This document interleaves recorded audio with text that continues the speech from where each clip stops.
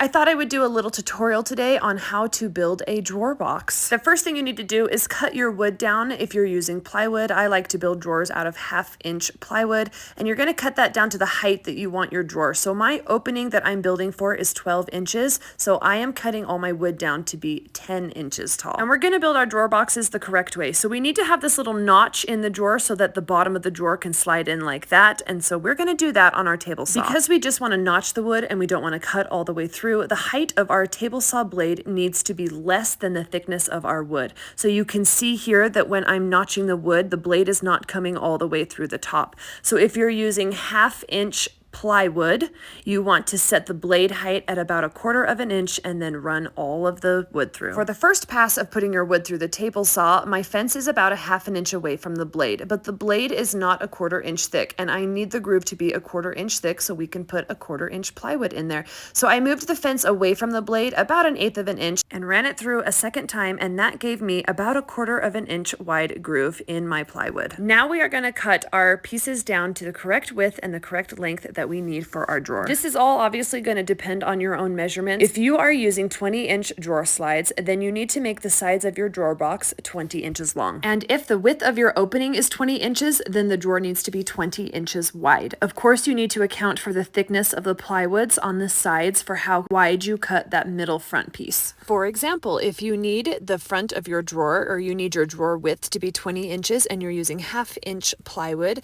that means that you need to subtract 1/2 inch from each side, so 1 inch total. So the middle front piece of the drawer, you are only going to cut it to 19 inches.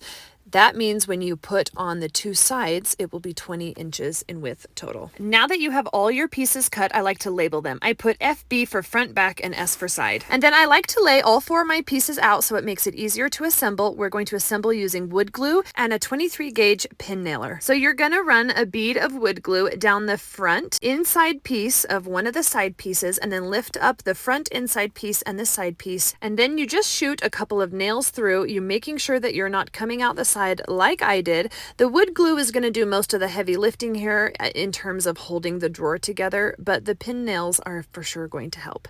And you're going to repeat that process for the front middle piece here and the two sides, and you're just going to stop at that point with just the 3 pieces connected. Now you should have something that looks like this, a 3-sided drawer box, and now we're going to take the measurements for how big the piece of plywood is that we need for our drawer base. And we are cutting our drawer base out, remember, with 1/4 inch plywood because that's the size of the groove we made in the drawer box sides. So I just dry fit it to make sure that it's the correct size, and then I add glue to the grooves all the way around the drawer box. Not everybody likes to glue in their drawer base, but I do just to make sure it's extra secure. And now I'm going to add glue to the final remaining piece of our drawer box. I'm going to nail it into place, and that's it. There you go. You have now made a drawer box that has an inset bottom that is nice and sturdy and beautiful and ready to be installed.